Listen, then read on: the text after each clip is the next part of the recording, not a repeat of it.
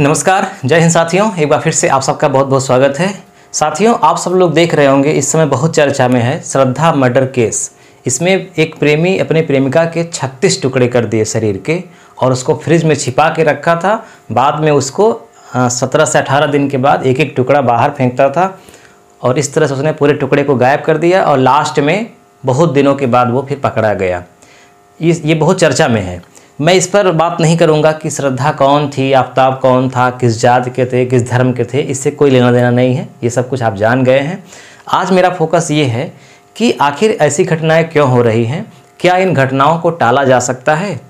और इस तरह की घटनाओं में ज़्यादा शिकार महिलाएं होती हैं, यानी लड़कियां होती हैं। तो लड़कियों को इससे क्या सबक लेनी चाहिए, कहाँ सावधानी बरतनी चाहिए। तो मैं आप लोगों से रिक्वेस्ट करता हूँ कि आप इस वीडियो को अगर प्ले किए हैं तो पूरा देखिएगा। तो मैं संक्षिप्त में आपको बता देता हूं, अगर आप जानते होंगे तो अच्छी बात है, नहीं जानते होंगे तो कोई बात नहीं है।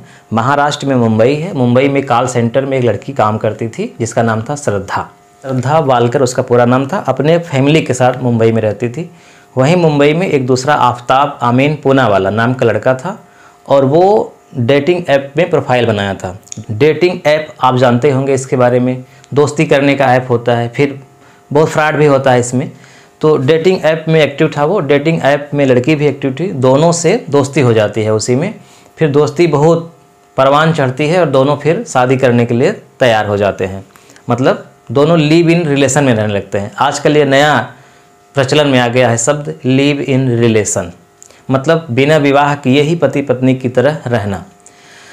अब जब इसकी खबर चलती है मतलब लड़की के घर वालों को, तो लड़की के घर वालों को पसंद नहीं था कि ये लड़की उससे मिले, पसंद नहीं था। लेकिन दोनों एक दूसरे को पसंद करते थे।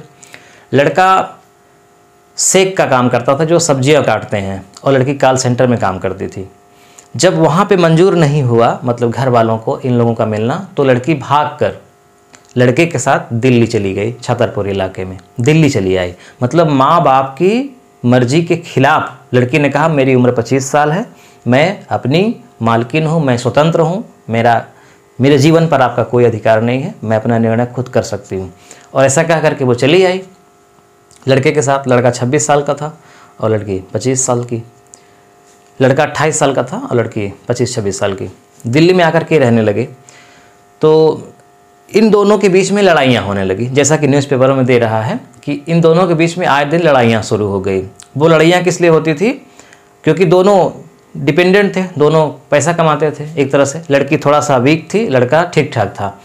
तो मतलब किराया देने के बातों को लेकर के, खाना मंगाने पर कि मतलब इनका पैसा ज़्यादा लग रहा है, उनका कम लग रहा है, काम घर में काम कौन खाना बनाएगा, कौन साफ़ सफाई करेगा, मतलब इस तरह भी कॉम्प्रोमाइज़ ये दोनों नहीं कर पाए और बात विवाद करने लगे। लड़की ने बहुत प्रेस किया कि जल्दी से विवाह कर लेते हैं। लड़के ने कहा इतनी क्या जल्दी है। और इसके बीच में लड़की वाले के घर में किसी को कोई जानकारी नहीं थी कि इन दोनों के बीच में क्या चल रहा है। हाँ, इतनी जानकारी थी कि शायद दिल्ली गए हैं। और लड़की सोशल मीडिया में बहुत एक्टिव थी। कोई भी बात होती थी, कहीं भी घूमने जाती थी तो फेसबुक पर अपना फ़ोटो भेजती थी। तो पिछले समय यानी जब इसका मर्डर हुआ था लड़की का 18 मई को, तो उसके एक सप्ताह पहले ये लोग घूमने गए थे। तो वहाँ पर मतलब वहाँ की फ़ोटो इन लोगों ने भेजा था, तो घर वालों को पता चला था कि ये लोग मतलब घूमने गए हैं। फिर 18 मई को इन दोनों के बीच में वाद विवाद होती है और लड़का जो है लड़की का गला दबा करके उसका मर्डर कर देता है। जब लड़का मर्डर कर देता है तो फिर वो सोचता है कि मैं इस लाश का क्या करूँ। फिर वो सर्च करता है गूगल पे कि मतलब लाश को कैसे छिपाया जाए। हालांकि वो बहुत वेब सीरीज़ भी देखता था इस प्रकार की कि लाश को कैसे गायब किया जाए। एक घटना और घटी थी अनुपमा गुलाटी और राजेश के बीच में, देहरादून में, उत्तराखंड में। तो उसमें राजेश ने अनुपमा गुलाटी के 72 टुकड़े किए थे शरीर के। तो उस घटना को भी ये जानता था अच्छे से और इसने सर्च भी किया गूगल पे। तो रात में मर्डर हुआ लड़की का लगभग 8-9 बजे के बीच में। फिर उसके बाद लाश को ऐसे ही वो रख करके आराम से वो सो गया, वेब सीरीज़ देखा और भोर में उठा। फिर उसके बाद गया मतलब चापड़ लाया, आरी लाया और फिर लाने के बाद उसके धो करके उस लाश को उसके 36 टुकड़े किए, 35-36 टुकड़े किए। इसमें कम से कम उसको 10 घंटा लगा, जैसा कि न्यूज़पेपरों में दिया गया है। उसके बाद उस एक फ्रिज भी नहीं लाया 25,000 रुपये की, और उस फ्रिज में उस टुकड़ों को धो करके पॉलीथीन में पैक करके उन 35-36 टुकड़ों को फ्रिज में रख दिया।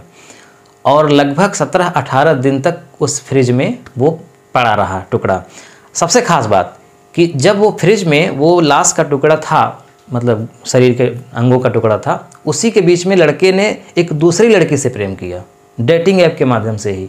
और सबसे ख़ास बात कि वो जो नई लड़की थी वो भी इससे मिलने के लिए आई, उसी फ्लैट में, उसी रूम में जहाँ पर फ्रिज थी और फ्रिज में लाश थी। अब समझिए, उसके बाद हर दिन, मतलब हर रात को वो 2 बजे के आसपास एक टुकड़ा लेता और जाकर के छतरपुर इलाके में जंगलों में फेंक देता। तो इस तरह से उसने पूरे लाश को गायब कर दिया। उसको लग गया था कि मतलब मैं पकड़ा नहीं जाऊंगा, पूरा अच्छे से धुल दिया था सब कुछ, मतलब पूरा कोई सुराग उसने छोड़ा नहीं था एक तरह से। लेकिन लड़की के घर वालों को लगा कि इस समय मेरी बेटी जो सोशल मीडिया पे खूब एक्टिव रहती है, कोई फ़ोटो नहीं भेज रही है, क्या बात है, कुछ शंका होने लगी। तो फिर उन लोगों ने क्या किया, अक्टूबर के महीने में 22 अक्टूबर को गुमशुदगी की रिपोर्ट दर्ज कराई मुंबई में। फिर जांच पड़ताल शुरू हो गई। फिर आफ्ताब को बुलाया गया, पूछताछ हुई। फिर दिल्ली पुलिस ने भी पूछताछ करी, कड़ाके से पूछताछ हुई। तो फिर बता दिया उसने, पूरी घटना बता। इस समय वो जेल में है। अब आए दिन रोज़ न्यूज़पेपरों में छपता है, नई नई मतलब उससे संबंधित चीज़ें सामने आ रही हैं जो हृदय को झकझोर दे रही हैं। लड़का शराब पी करके लाश को काटा, वेब सीरीज़ देखता था, डेटिंग ऐप पर एक्टिव था, है ना, इतनी निर्मम तरीके से हत्या किया। तो सनसनीखेज तो है ही। अब इसमें लड़कियों को क्या सीख लेनी चाहिए, मेरा मुद्दा ये है। देखिए, यहाँ पे आफ्ताब ने तो गलती किया है, वो जघन्य अपराध है, रेयरिस्ट इन रेयर है, मतलब जघन्य में जघन्यतम है। उसको जितनी भी कड़ी सज़ा दिया जाए शायद वो कम होगी। वो समाज में रहने लायक तो नहीं है ना।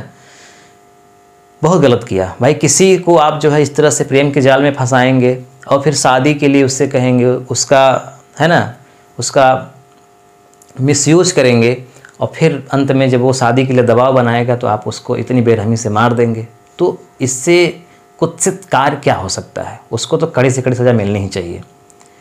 लेकिन ये जो लड़की है, चलो लड़की ने नादानी करी, ठीक है, प्रेम हो गया, कोई बात नहीं है।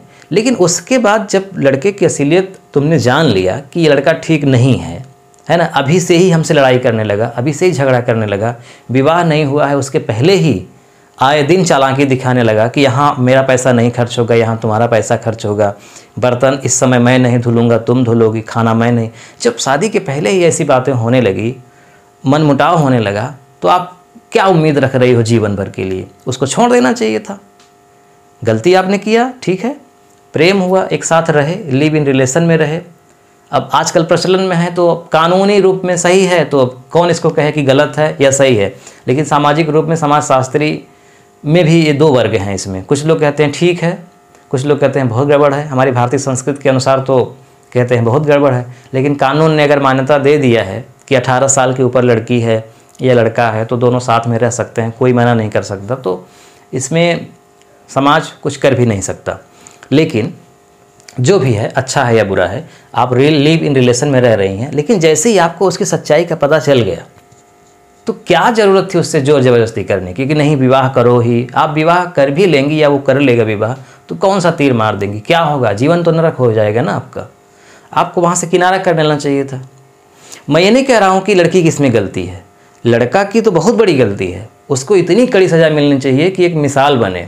लेकिन मैं लापरवाही की बात कर रहा हूँ उस लड़की का भी। उसको जब पता चल गया तो उसको किनारा कर लेना चाहिए था, उससे विश्वास ख़त्म कर। एक ही बार ब्रेकअप होता, कोई बात नहीं है, फिर आप नए सिरे से अपनी ज़िंदगी शुरू करते। आपकी इस तरह से ज़िंदगी ख़त्म तो नहीं होती। तो इस घटना से ये सीख लेनी चाहिए कि पहली बात तो कभी भी हमें इन डेटिंग ऐप में नहीं आना है। पहली बात, जितना हो सके उतना बचें।